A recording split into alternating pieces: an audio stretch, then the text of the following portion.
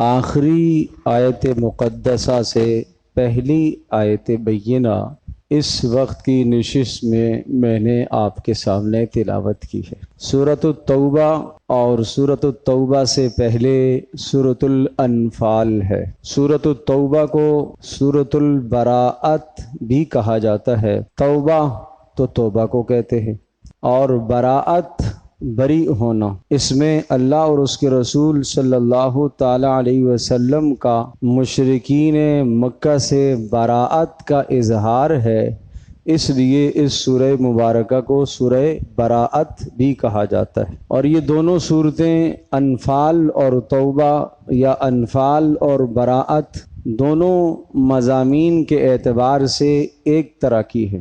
دونوں صورتوں میں مشرکین اور کفار کے خلاف جہاد و قتال کے احکام بھی بیان ہیں، اور اگر وہ توبہ کر کے اللہ کی طرف رجوع کر لیتے ہیں، اسلام لے آتے ہیں، فخلوا سبیلہم، پھر آپ ان کے راستے سے علیحدہ ہو جائیے، مانا پھر آپ کو کسی قسم کا جواز نہیں پہنچتا کہ جنہوں نے آپ کو مکہ سے نکالا تھا ان کو آپ ماریں، انہیں آپ قتل کریں، اقتدار کے ہو جانے کے بعد آپ ان کے ساتھ کسی قسم کا تعرض کریں اس لیے کہ وہ مسلمان ہو گئے۔ اسی طرح سے ضمن میں منافقوں کے حالات بھی آئے اور مسلمانوں کو بھی تنبیہات ہیں۔ تو ان دونوں صورتوں کے مضامین کو ذکر کرنے کے بعد آخر میں ایک مضمون آیا۔ چونکہ میں نے عرض کیا کہ اللہ کے غضب، اللہ کے غصے اور اللہ کے عذاب کا تذکرہ ہے، خاص طور پر سورۃ التوبہ، سورۃ البراءت جس کو کہا جاتا ہے۔ وہ عذاب جو گزشتہ قوموں پر آیا کرتے تھے اسی طرح کا عذاب، لیکن دوسری نوعیت کا عذاب۔ قاتلوہم یعذبہم اللہ بایدیکم ویخزہم وینصرکم علیہم ویشفی صدور قوم مؤمنین۔ ایمان والوں کو کہا گیا کہ اب یہ مشرکین عرب، مکہ والے جنہوں نے 13 سال آپ کو ستایا، تنگ کیا، بالآخر ہجرت پر مجبور کیا، ان کے خلاف آپ اٹھیے، اور اللہ تبارک و تعالیٰ ان کو عذاب دینا چاہتا ہے تمہارے ہاتھوں، اور اللہ ان کو رسوا اور ذلیل کرنا چاہتا ہے لیکن تمہارے ہاتھوں۔ تو یہ مضامین کے بیان ہو جانے کے بعد پیارے پیغمبر صلی اللہ تعالی علیہ وسلم کی امت پر شفقت اور آپ کی امت کے ساتھ جو خیر خواہی ہے اس کو اللہ نے ذکر فرمایا کہ یہ جو نبی پاک صلی اللہ تعالی علیہ وسلم نے مشرکین مکہ کے خلاف جہاد و قتال کیا، تلوار اٹھائی، اور بدر کے موقع پر ان کے 70 افراد قتل ہو گئے اور اسی طرح سے 70 قیدی بنے، اس کا یہ معنی نہیں ہے کہ محمد رسول اللہ صلی اللہ تعالی علیہ وسلم کے دل میں تمہارے بارے میں کوئی شفقت اور مہربانی نہیں ہے۔ نہیں، وہ شفیق ہیں۔ لقد جاءکم رسول من انفسکم، یہاں محمد رسول اللہ صلی اللہ علیہ وسلم کی 5 خوبیوں کو ذکر فرمایا۔ بڑی پیاری آیت ہے، اور یہ 5 صفات اور 5 خوبیوں میں سے ہر لفظ محمد رسول اللہ صلی اللہ تعالی علیہ وسلم کی امت پر جو شفقت ہے، اور آپ کا امت کے ساتھ جو پیار ہے، اور آپ کی امت کے ساتھ جو خیر خواہی ہے، اور آپ کی امت کے ساتھ جو مہربانیاں ہیں، ان مہربانیوں کو اللہ نے ان 5 لفظوں میں ذکر فرمایا۔ لقد جاءکم رسول من انفسکم، پہلی بات کہ رسول محمد رسول اللہ صلی اللہ تعالی علیہ وسلم عام رسول نہیں ہے، یہ عظیم الشان رسول ہے، بہت بڑی عظمت والے رسول ہیں۔ رسول تنوین تعظیم کے لیے بہت بڑے رسول ہیں۔ پھر من انفسکم، یہ رسول تمہارے ہی میں سے ہیں، معنی یہ ہوا کہ محمد رسول اللہ صلی اللہ تعالی علیہ وسلم عالی النسب ہیں، نسب کے اعتبار سے سب سے بلند ترین ہیں، اس لیے کہ فرمایا اے قریش والو، اے مکہ والو، تم ہی میں سے ہیں اور تم لوگ دنیا میں سب سے عالی النسب سمجھے جاتے ہو۔ قریش اور پھر قریش کی شاخ بنو ہاشم، یہ بنو ہاشم قریش کی تمام شاخوں میں سب سے اعلیٰ اور ارفع سمجھی جاتی ہے۔ یہ محمد صلی اللہ تعالی علیہ وسلم تم میں سے ہیں، معنی یہ ان کا بچپن تمہارے ساتھ گزرا، ان کی جوانی تمہارے ساتھ گزری، ان کا لڑکپن تمہارے ساتھ گزرا، اور پھر اس کے بعد جوانی، نوجوانی، جوانی آپ کے ساتھ گزری، اور 40 سال کی عمر میں پہنچے تو اللہ نے نبوت سے سرفراز فرمایا تم بتاؤ 40 سال کی زندگی میں کوئی آپ کو ان سے تکلیف پہنچی ہے؟ کوئی ان سے آپ کو گلہ ہے؟ کوئی آپ سے ان کو شکوہ ہے؟ کبھی کسی کا دل دکھایا ہو، کبھی کسی کو تکلیف دی ہو، کبھی کسی کو ستایا ہو؟ سب کے سب اس بات کو تسلیم کرنے والے ہیں کہ 40 سال میں صاف ستھری زندگی گزارنے والا جو شخص یہ ہے، اس کی مثال نہیں ملتی۔ محمد رسول اللہ صلی اللہ تعالی علیہ وسلم کی جو 40 سالہ نبوت سے پہلے کی زندگی ہے، وہ بھی اتنی صاف، اتنی ستھری، اتنی پیاری کہ زندگی کے نہ دن پر، نہ رات پر، نہ معاملات پر، نہ گھر کی زندگی پر، نہ پڑوس پر، نہ تجارت پر، زندگی کے کسی معاملے پر کوئی آدمی انگلی نہیں رکھ سکتا کہ آپ کا یہ طرز ٹھیک نہیں تھا۔ 40 سال کوئی معمولی زندگی نہیں ہوتی۔ تو کہا یہ من انفسکم، یہ تو تمہارے خاندان میں سے ہیں، عالی النسب ہیں، اور پھر تم ان کے اخلاق و کردار سے واقف ہو، ان کی صفات اور ان کی سیرت سے تم آگاہ ہو، ان کے کمالات کو تم خوب جانتے ہو۔ اجنبی آدمی تو نہیں ہے، باہر سے آتا تو پھر تم تسلیم نہ کرتے تو بات بنتی، یہ تو تمہارے اندر کا آدمی ہے، اس کی عزت تمہاری عزت ہے، اس کی عزت ہوگی تو تمہاری عزت ہے۔ ایک صفت یہ آئی، دوسری سنیے گا، عزیز علیکم ما عنتم، سبحان اللہ، عزیز علیہ ما عنتم، کہ محمد رسول اللہ صلی اللہ تعالی علیہ وسلم کی صفات اور آپ کے کمالات یہ ہیں، عزیز علیہ ما عنتم، عز یعز کا معنی مشقت میں پڑنا، تکلیف اٹھانا، مصیبت برداشت کرنا۔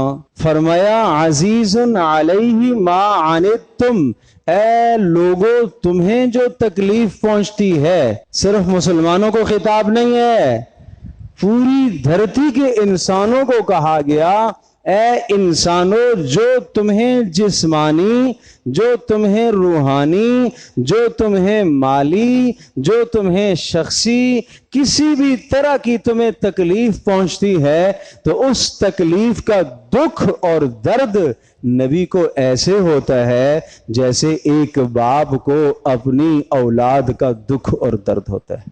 یہ نبی علیہ السلام کی شفقت، بلکہ اس سے بھی کہیں زیادہ۔ آدمی کے بچے 2 4 6 8 10 بچے ہیں، ایک بیٹے کو بھی اگر جسمانی تکلیف ہے تو باپ کے لیے تکلیف ہے، مالی تنگی ہے تو باپ کے لیے تنگی ہے، کسی نے اسے مارا تو یہ مار سمجھ لو کہ باپ کا دل دکھا اس میں، اور اگر وہ ناکامی کی طرف جا رہا، باپ تو صرف دنیا کی کامیابیاں دیکھتا ہے، محمد رسول اللہ صلی اللہ علیہ وسلم کی خیر خواہی اور شفقت اور پیار کا یہ عالم ہے کہ وہ تمہاری دنیا کی تکلیف پر بھی پریشان ہوتے ہیں اور تمہاری آخرت کی پریشانی پر بھی، تکلیف پر بھی ان کو دکھ اور رنج ہوتا ہے۔ اور آپ جانتے ہیں اس دکھ اور رنج کے لیے آپ نے کیا کیا؟ قرآن کس قدر بھرا پڑا ہے ان الفاظ سے، فَلَا يَحْزُنْكَ قَوْلُهُمْ، اے نبی ان کی باتوں سے آپ کو تکلیف نہ ہو، اللہ تسلی دے رہے ہیں۔ وَلَقَدْ نَعْلَمْ أَنَّكَ يَضِيقُ صَدْرُكَ بِمَا يَقُولُونَ، ہمیں پتہ ہے کہ آپ کا سینہ، آپ کا دل ان کی باتوں سے دکھتا ہے۔ یہ جو آپ کے خلاف منصوبے بناتے ہیں، آپ جانتے ہیں کہ ان کے منصوبوں سے آپ کو نقصان نہیں پہنچے گا، یہ نقصان انہی کو پہنچے گا۔ بھائی نبی کی توہین کرنا اور نبی علیہ السلام کو برا بھلا کہنا، رسول پاک صلی اللہ تعالی علیہ وسلم کے متعلق جو مشرکین برے خیالات اور تصور رکھتے تھے، اس سے رسول اللہ صلی اللہ علیہ وسلم کی شان میں کوئی کمی تو نہیں آئی۔ آپ کو لوگوں نے مجنون کہا، لوگوں نے پاگل، دیوانہ، شاعر، اس قسم کے القابات اور برے الفاظ سے یاد کیا، لیکن محمد رسول اللہ صلی اللہ علیہ وسلم کی شان اور بڑھتی چلی گئی۔ جیسے کوئی سورج کو سارا دن برا بھلا کہتے رہے تو سورج کی صحت پر کیا اثر پڑے گا؟ سورج تو سورج ہے۔ محمد رسول اللہ صلی اللہ علیہ وسلم کی روشنی سورج سے بھی زیادہ ہے، تو لوگوں کے برا کہنے سے محمد رسول اللہ صلی اللہ علیہ وسلم کی ذات گرامی پر کوئی اثر نہیں پڑے گا۔ آپ غمگین ہوتے تھے کہ یہ مجھے برا بھلا کہہ کر اپنی عاقبت تباہ کر رہے ہیں، اپنی آخرت تباہ۔ یہ غم تھا، یہ غم تھا۔ تو اللہ پاک نے آپ کو تسلی دی ہے کہ آپ غمگین نہ ہوں۔ عزیز علیہ ما عنتم، کسی کو ذرہ بھی تکلیف ہوتی آپ کو تکلیف ہوتی تھی۔ اب اس کی میں چند مثالیں عرض کرتا ہوں۔ نبی کی تکلیف کا حال دیکھیے، پیارے نبی پیغمبر صلی اللہ تعالی علیہ وسلم کی تکلیف کا حال دیکھیے، آپ کی پریشانی کا حال دیکھیے۔ رسول اللہ صلی اللہ تعالی علیہ وسلم ارشاد فرما رہے ہیں کہ تم راتوں کو اگر چھت پر سویا کرو تو ایسی چھت پر مت سویا کرو جس کی دیوار نہ ہو۔ کیا ایسی چھت پر سونا حرام ہے؟ نہیں۔ گناہ کبیرہ ہے؟ نہیں۔ یہ رسول اللہ صلی اللہ علیہ وسلم کا منع کرنا کس لیے ہے؟ شفقت اور پیار کی وجہ سے۔ وجہ بھی فرمائی کہیں ایسا نہ ہو کہ رات میں نیند میں کوئی آدمی بیدار ہو اور اسے ادراک نہ ہو تو کہیں چھت سے نیچے گر نہ جائے۔ اس قسم کی نصیحتیں کون کیا کرتا ہے؟ باپ کیا کرتا ہے نا اپنی اولاد کو۔ پیارے پیغمبر صلی اللہ تعالی علیہ وسلم کے لیے پوری امت بمنزلہ اولاد کے ہے، اولاد کی طرح ہے کہ یہ تمہارا اس طرح سے رات کو تکلیف میں مبتلا ہو جانا مجھے شاق گزرے گا، مجھے تکلیف ہوگی اس سے، تم ایسا نہ کرنا۔ اور آپ نے ارشاد فرمایا تم میں سے جب کوئی آدمی کسی جنگل میں جائے اور اپنی حاجت کو پورا کرے تو دیکھے کسی جانور، کسی کیڑے مکوڑے کے بل میں سوراخ میں پیشاب نہ کرے۔ یہ شفقت ہے آپ کی۔ کیوں؟ آپ نے ارشاد فرمایا کہ کسی کا گھر کیوں برباد کرتے ہو؟ یہ اس حیوان اور اس جانور، اس کیڑے کے ساتھ آپ کی شفقت اور پیار ہے، اور کہیں ایسا نہ ہو کہ وہاں سے کوئی جانور کیڑا نکلے اور تمہیں ڈھنس لے، تمہیں تکلیف پہنچائے، ایسا نہ کرنا۔ یہ ارشاد، یہ فرمان کس وجہ سے ہے؟ بولو بھائی، شفقت کی وجہ سے۔ پیارے پیغمبر صلی اللہ علیہ وسلم کی اپنی امت کے ساتھ خیر خواہی ہے، اپنی امت کے ساتھ پیار ہے۔ جو موجود تھے ان کے ساتھ بھی اور جو قیامت تک آئیں گے ان کے ساتھ بھی۔ اور آپ کے پیار کا یہ حال، آپ کی محبت کا یہ حال میرے لیے، آپ کے لیے، قیامت تک آنے والے انسانوں کے لیے آپ نے ارشاد فرمایا طوبیٰ، خوش نصیب ہے وہ آدمی، طوبیٰ، خوش نصیب ہے، لمن آمن بی، جس نے میرے اوپر ایمان لایا اور مجھے اس نے دیکھا اور دیکھ کر میرے اوپر ایمان لایا، اس آدمی کے لیے خوش نصیبی ہے۔ ٹھیک ہے، اب اگلا جملہ سنیے، اور طوبیٰ لمن لم یرانی، اس شخص کے لیے خوش نصیبی ہو جس نے مجھے نہیں دیکھا، وآمن بی، اور میرے اوپر ایمان لایا۔ خوش نصیبی کتنی مرتبہ؟ ایک بار نہیں، 7 مرات، 7 مرتبہ اسے مبارک ہو۔ سنو بھائی، جس نے مجھے دیکھا اور ایمان لایا اس کو مبارک ہو، اور جس نے مجھے نہیں دیکھا اور ایمان لایا اس کو 7 مرتبہ مبارک ہو۔ یہ ہے رسول اللہ صلی اللہ علیہ وسلم کا ہمارے ساتھ پیار، یہ ہے نبی علیہ السلام کی ہمارے ساتھ شفقت، یہ ہے پیارے پیغمبر صلی اللہ علیہ وسلم کی ہمارے ساتھ خیر خواہی۔ اللہ اکبر۔ ایک روایت میں آتا ہے کہ آپ نے فرمایا میں قبر میں جانے کے بعد حشر کے دن تک میں تمہارے لیے دعائیں کرتا رہوں گا کرتا رہوں گا کرتا رہوں گا۔ یہ ہے پیارے نبی صلی اللہ تعالی علیہ وسلم کی اپنی امت کے ساتھ خیر خواہی۔ قیامت کے دن ہر نبی میدان محشر میں یہ پکارے گا نفسی نفسی، اے اللہ مجھے بچا لے۔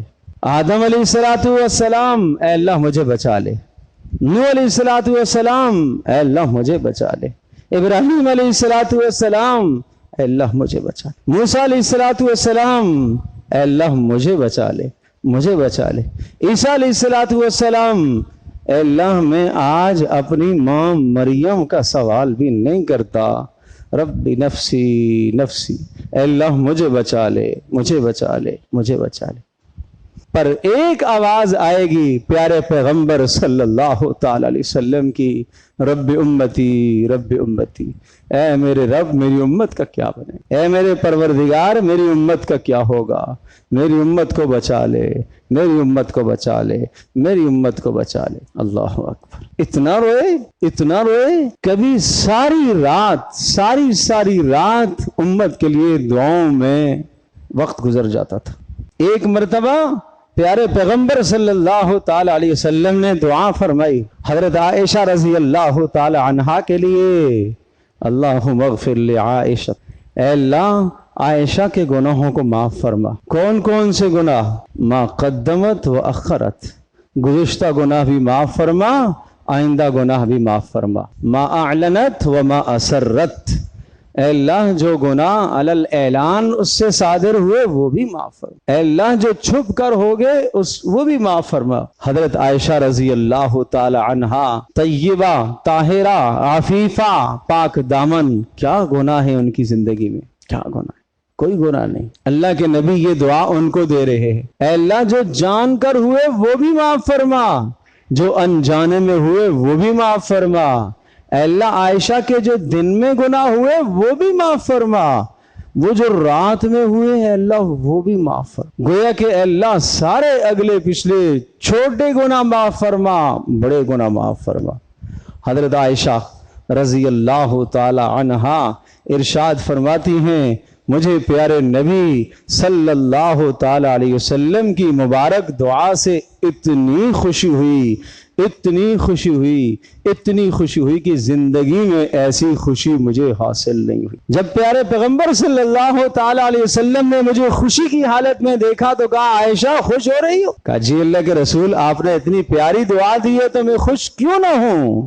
جواب سنیے، دلوں پر ہاتھ رکھ کر جواب سنیے اور پھر اپنی زندگی کا احتساب کیجیے۔ جواب سنیے دلوں پر ہاتھ رکھ کر اور پھر اپنی زندگی کا احتساب کیجیے۔ اپنے پیارے نبی صلی اللہ تعالی علیہ وسلم کی آپ کے ساتھ میرے ساتھ شفقت، خیر خواہی اور مہربانی دیکھیے۔ پیارے نبی صلی اللہ علیہ وسلم نے ارشاد فرمایا، عائشہ یہ جو دعا میں نے آپ کے لیے کی اور جس دعا سے آپ خوش ہو رہی ہو، یہ دعا تو میں اپنی امت کے لیے روزانہ 5 مرتبہ کرتا ہوں۔ ہائے ہائے، یہ دعا تو روزانہ 5 مرتبہ کرتا، پھر بھی امتی بے وفا نکلا، پھر بھی امتی بے وفا، پھر بھی امتی کی زندگی سے سنتیں رخصت ہو جائیں، پھر بھی امتی کا گھر رسول اللہ صلی اللہ تعالی علیہ وسلم کی شریعت سے خالی ہو، پھر بھی اس امتی کی شادیاں پیارے نبی صلی اللہ تعالی وسلم کی سنتوں سے خالی ہو، پھر بھی اس امتی کے معاملات، تجارتی کاروباری معاملات پیارے نبی صلی اللہ تعالی وسلم کے دین سے خالی ہو۔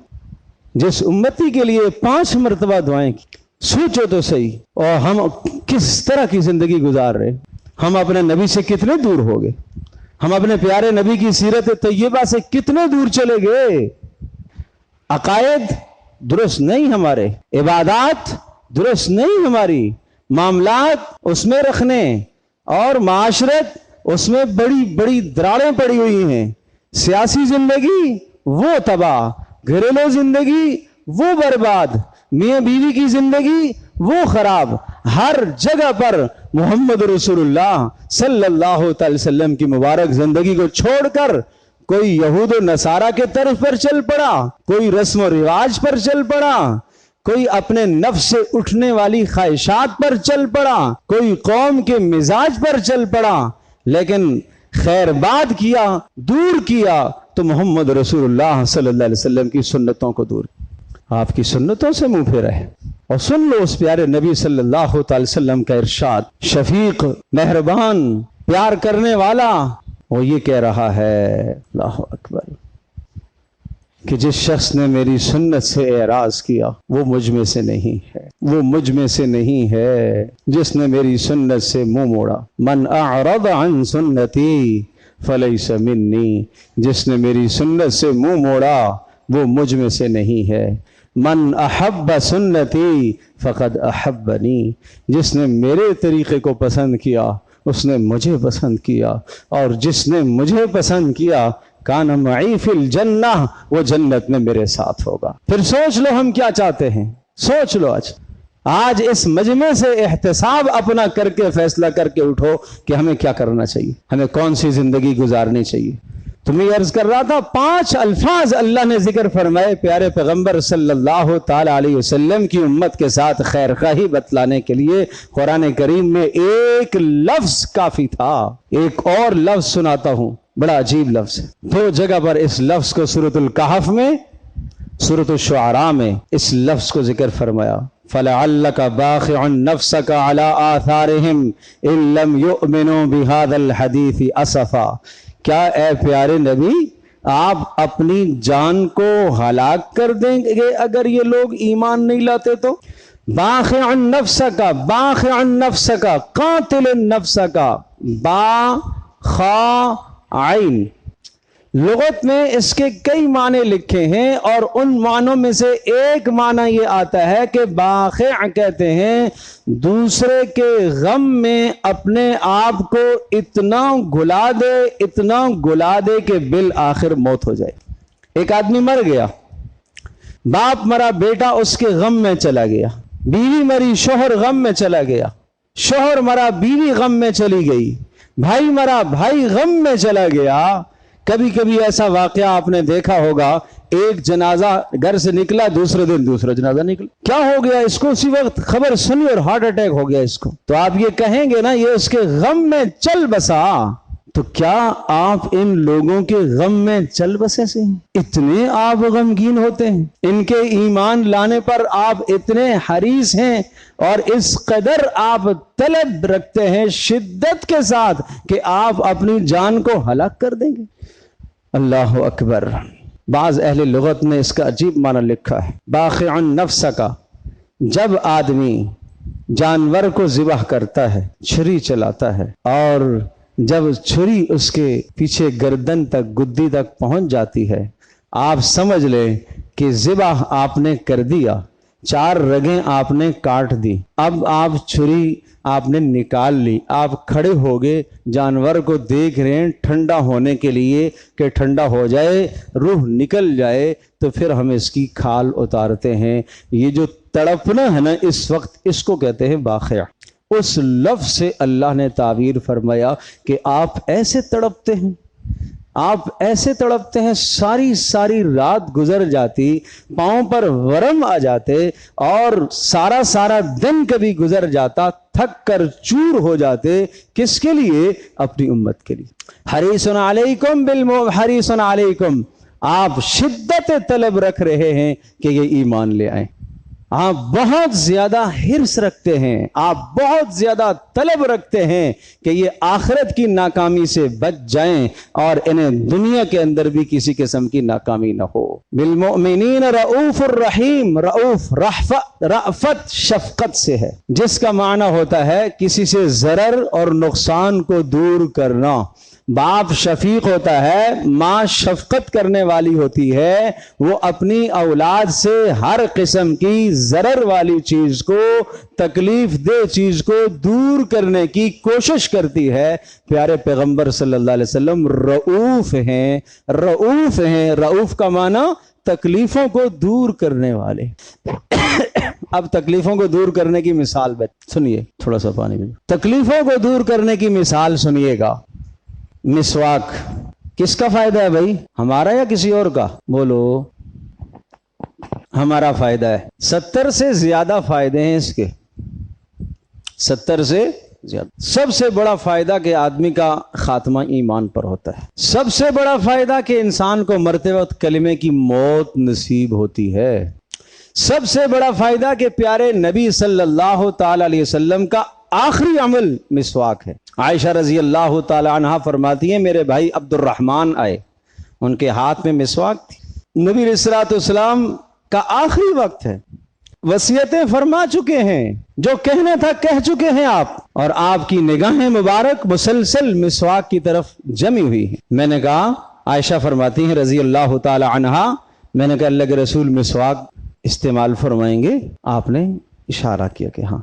میں نے عبد الرحمن سے مسواک لی اور میں نے پیارے نبی صلی اللہ تعالی علیہ وسلم کو دی. آپ علیہ الصلوۃ والسلام نے اشارہ فرمایا مجھے نرم کر کے دو. اللہ اکبر، یہ مجھے نرم، اس لیے کہ ضعف آ گیا، بیماری آ گئی. اب مسواک کو، لکڑی کو دبانے کی ہمت نہیں ہے، چبانے کی ہمت نہیں ہے، ذرا نرم کر دو. اماں رضی اللہ تعالیٰ عنہ فرماتی ہیں میں نے مسواک نرم کر کے پیارے نبی صلی اللہ علیہ وسلم کو مسواک دی اور آپ نے اپنے دانتوں میں استعمال فرمائی. اور وہ فرمایا کرتی تھی کہ مجھے یہ اعزاز حاصل ہے کہ اللہ نے میرا اور پیارے نبی صلی اللہ علیہ وسلم کا لعاب آخری وقت میں جمع فرمایا. یہ اعزاز حاصل ہے. اور فرماتی تھی یہ اعزاز حاصل ہے کہ پھر آپ نے اپنے سر مبارک کو میری چھاتی کے ساتھ لگایا اور یہ کہا الصلاۃ وما ملکت ایمانکم. آواز دب گئی. نماز اور ماتحتوں کا خیال رکھ، نماز اور ماتحتوں کا خیال رکھ. پھر یہ آواز دبتی چلی گئی الصلاۃ وما ملکت ایمانکم، نماز اور ماتحتوں کا خیال رکھنا. پھر آخری الفاظ الصلاۃ الصلاۃ الصلاۃ، نماز نماز نماز، الصلاۃ نماز، وما ملکت ایمانکم ماتحتوں کا خیال رکھنا، اپنے خادموں کا، غلاموں کا، نوکروں کا، ملازموں کا. یہ نماز حقوق اللہ، وما ملکت ایمانکم حقوق العباد، دونوں چیزیں آخر میں بیان فرمائیں. یہ کہتے کہتے پھر یہ کہا اللہم بالرفیق الاعلی، اے اللہ اب رفاقت اعلیٰ مجھے چاہیے، اب دنیا سے رخصتی چاہتا ہوں. بس یہ کہا اور آپ کچھ پڑھنے لگے اور آپ کا ہاتھ اوپر تھا اور ہاتھ نیچے ہو گیا. بس آپ کا ہاتھ نیچے ہو گیا، ہاتھ سے جان ختم ہو گئی تو میں سمجھ گئی کہ پیارے پیغمبر صلی اللہ علیہ وسلم اللہ کے پاس چلے گئے. اللہ اکبر. تو میں بات کیا عرض کر رہا تھا؟ فائدہ مسواک کا سمجھ میں آیا کتنا ہے؟ آپ کیا کہہ رہے ہیں؟ لولا ان اشق علی امتی لامرتہم بالسواک عند کل وضوء. اگر مجھے اپنی پیاری امت پر مشقت کا اندیشہ نہ ہوتا تو میں فرض کر دیتا کہ ہر وضو کے ساتھ مسواک کر کے آتے.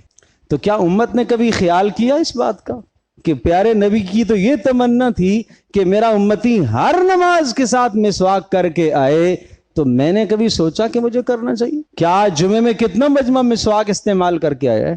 کس نے فجر میں مسواک استعمال کی ہے؟ یہ نبی کی سنتیں، یہ کوئی ہلکی نہیں ہے. یہ دنیا اور جو کچھ دنیا میں اللہ کی قسم ان تمام سے قیمتی ہیں. یہ کوئی کم سنتیں نہیں ہیں. اور اس پیارے نبی کی شفقت کا یہ حال ہے. جماعت کی نماز ہو رہی ہے، بچے کے رونے کی آواز آئی، آپ نے نماز ہلکی کر دی تاکہ ماں اپنے بچے کا خیال رکھ دے. سوچو تو صحیح. یہ ہے رؤوف. رؤوف کا معنی تکلیف کو دور کرنا. یہ انسانوں کے لیے بھی رؤوف ہیں، یہ حیوانوں کے لیے بھی رؤوف ہیں، یہ جانوروں سے بھی تکلیف دور کرنے کا مزاج مبارک تھا آپ علیہ السلام کا. ایک اونٹ خدمت میں حاضر ہو گیا. انسان تو انسان ہے، اونٹ کو بھی پتہ ہے رحمت للعالمین یہی ہے. آپ علیہ الصلوۃ والسلام کے قدم مبارک میں اس نے سر رکھ دیا. رسول اللہ صلی اللہ علیہ وسلم پوچھا اس کا مالک کون ہے؟ مالک ہے میں ہوں جی. یہ آپ کی شکایت کر رہا ہے؟ جی اللہ کے رسول کیا شکایت کر رہا ہے؟ یہ کہہ رہا ہے کہ مجھ سے میرا مالک کام زیادہ لیتا ہے اور مجھے چارہ کم ڈالتا ہے. پیارے نبی صلی اللہ علیہ وسلم نے ارشاد فرمایا کہ اللہ تبارک تعالیٰ سے ڈرا کرو. یہ بے زبان حیوانات جانوروں کے بارے میں اللہ سے ڈرا کرو. یہ اس اونٹ کو پتا ہے کہ مجھے رحمت مل سکتی ہے تو یہاں سے مل سکتی ہے. ایک صحابی ہرنی کو شکار کر کے لے آئے، پیارے پیغمبر صلی اللہ تعالی علیہ وسلم کی خدمت سے گزرے آپ علیہ الصلوۃ والسلام نے پوچھا اور ہرنی نے شکایت، اس نے مجھے شکار کیا۔ اس شخص نے کہا اللہ کے رسول شکار جائز نہیں ہے؟ کہا جائز ہے۔ ہرنی نے کہا پیارے نبی صلی اللہ علیہ وسلم میرے چھوٹے چھوٹے بچے ہیں وہ پہاڑی میں ان کو دودھ پلاؤں گی، اگر آپ مجھے اجازت دلوا دیں تو میں دودھ پلا کر واپس آ جاؤں۔ آپ نے فرمایا وعدہ کرتی ہو؟ اس نے کہا اچھی وعدہ کر۔ پیارے نبی صلی اللہ تعالی علیہ وسلم نے شخص سے کہا اسے چھوڑو اور یہ اپنے بچوں کو دودھ پلا کے آ جائے۔ وہ اچھلتی کودتی بھاگتی گئی، پہاڑ میں دودھ پلایا بچوں کو، اور پھر واپس اسے پتا تھا کہ واپس جانے کے بعد مجھے قید ہونا ہے، مجھے ذبح ہونا ہے، لیکن پیغمبر صلی اللہ تعالی علیہ وسلم کے ساتھ وعدے کا نباہ اور وعدے کی پاسداری ایک حیوان بھی سمجھتا ہے۔ آج انسان کو ان وعدوں کا خیال نہیں ہے جو اس نے اپنے نبی کے ساتھ کیے ہیں۔ آج انسان کو یہ وعدے کا خیال نہیں ہے کہ لا الہ الا اللہ محمد رسول اللہ کا مطلب میں نے محمد رسول اللہ صلی اللہ علیہ وسلم کو اپنا راہبر مانا ہے، اپنا رہنما مانا ہے، اپنا ہادی مانا ہے، اور دنیا کے سب سے بہترین طریقہ میرے سامنے وہ ہے جو محمد رسول اللہ صلی اللہ علیہ وسلم کا طریقہ ہے۔ یہ میں نے عہد کیا ہے لا الہ الا اللہ محمد رسول اللہ کے اندر۔ اس عہد کی پاسداری کتنی آج ہم کرتے۔ جب وہ ہرنی واپس آ گئی تو پیارے نبی صلی اللہ علیہ وسلم نے کہا اسے آزاد کر دو۔ ان کے کہنے پر انہوں نے آزاد کر دیا۔ ایک جانور بھی سمجھتا ہے اس بات کو۔ تو میرے عزیز دوستوں اور بزرگوں، پھر مجھے اور آپ کو سمجھنا چاہیے کہ رسول اللہ صلی اللہ علیہ وسلم امت کے ساتھ کتنا پیار کرتے تھے۔ آپ کی جانوروں کے ساتھ یہ شفقت تھی، حیوانوں کے ساتھ یہ شفقت تھی۔ ہم تو انسان ہیں، ہم تو آپ کے امتی ہیں، ہم تو آپ کا کلمہ گو ہیں۔ اور آپ نے فرمایا خبردار، یہ آخری باتوں آخری جو نصیحت ہے، مجھے کبھی موقع ملا میں آپ کے وصال کے وقت کی باتیں آپ سے الگ کروں گا۔ آخری بات جب وصال کا وقت تھا تو نصیحتیں جب کی، ان نصیحتوں میں سے ایک نصیحت یہ بھی تھی کہ دیکھو میں حوض کوثر پر تمہارا منتظر رہوں گا۔ سنیے گا، میں حوض کوثر پر تمہارا انتظار کروں گا، اور میں دیکھتا ہوں کہ تم کیا اعمال لے کر میرے پاس پہنچتے ہو، تم کس طرح سے میرے پاس پہنچتے ہو، میں دیکھوں گا۔ میں حوض کوثر پر انتظار کروں گا، میں وہاں شفاعت کے لیے کھڑا ہوں گا، میں وہاں پانی پلانے کے لیے موجود ہوں گا۔ لیکن اگر میں نے اپنے آپ کو اس قابل نہ بنایا کہ پیارے نبی صلی اللہ علیہ وسلم کے ہاتھوں سے حوض کوثر کے جام مجھے نصیب ہو جائیں، اور اگر میں نے اپنے آپ کو اس کے قابل نہ بنایا کہ پیارے نبی صلی اللہ علیہ وسلم کی شفاعت مجھے حاصل ہو جائے، تو پھر میری بد نصیبی ہے نا۔ سورج سے اگر میں فائدہ حاصل نہ کروں تو سورج کا کیا قصور ہے؟ قصور تو میرا ہے۔ اس لیے اپنے آپ کو اس بات کا اہل بناؤ کہ پیارے نبی صلی اللہ علیہ وسلم کے مبارک ہاتھوں سے حوض کوثر کے جام ملیں، اس بات کا اہل بناؤ، پیارے نبی صلی اللہ علیہ وسلم کی سفارش نصیب ہو۔ رؤوف رحیم، اور یہ دو لفظ بڑے عجیب ہے۔ رؤوف میں نے کہا نقصانوں کو دور کرنا، اور رحیم فائدے کو لے کر آنا۔ پیارے پیغمبر صلی اللہ علیہ وسلم اپنی امت سے نقصان بھی دور کرتے تھے اور اپنی امت کے لیے خیر خواہی اور فائدہ بھی سوچتے تھے۔ یہ دو لفظ جانتے ہو، رؤوف اور رحیم وہ الفاظ ہیں جو اللہ نے اپنے لیے بھی استعمال کیے ہیں، اور یہ الفاظ محمد رسول اللہ صلی اللہ علیہ وسلم کے لیے بھی استعمال کیے۔ اللہ پاک وہ ذات ہے جو اپنے اختیار اور قدرت سے انسانوں سے تکلیفوں کو مصیبتوں کو دور کرتا ہے اور انسانوں کے لیے نفع اور انسانوں کے لیے فائدہ پہنچاتا ہے۔ اللہ پاک محمد رسول اللہ صلی اللہ علیہ وسلم کی بھی یہ صفت ہے کہ وہ اپنی شان کے مطابق، گو کہ اللہ کی شان بہت بلند تر ہے، اللہ کی شان کے ساتھ محمد رسول اللہ صلی اللہ علیہ وسلم کی شان کا مقابلہ نہیں ہے، لیکن الفاظ بتا رہے ہیں محمد رسول اللہ اپنی حیثیت کے مطابق امت سے ضرر اور نقصان کو دور کر رہے اور اپنی امت کو فائدہ پہنچا رہے۔ پھر آخری بات سنیے گا جو سورہ توبہ کی ہے۔ یہ باتیں آپ نے سن لی ہیں کہ پیارے نبی صلی اللہ علیہ وسلم تمہارے ساتھ خیر خواہ ہیں، اور 5 باتیں میں نے آپ کو بتائیں، اور آخر میں فرمایا فَإِن تَوَلَّوْا فَقُلْ حَسْبِيَ اللَّهُ۔ پھر بھی اگر آپ کی بات نہ مانے تو اے پیارے آپ خفا نہ ہوئیے گا، آپ ناراض نہ ہوئیے گا، بس آپ یہ اعلان کر دیجئے گا حسبی اللہ، میرے لیے پھر میرا اللہ کافی ہے، لا الہ الا ہو، اس کے سوا تو کوئی عبادت کے لائق نہیں، علیہ توکلت، میں اسی پہ بھروسہ کرتا ہوں، وَهُوَ رَبُّ الْعَرْشِ الْعَظِيمِ، وہ عرش عظیم کا مالک ہے۔ میں نے سارے پیغام تمہیں پہنچا دیے، جو مانے گا اپنا نفع ہے اس کا، جو نہ مانے گا اپنا ہی ضرر ہے۔ اللہ مجھے بھی اور آپ کو ہم سب کو عمل کی توفیق عطا۔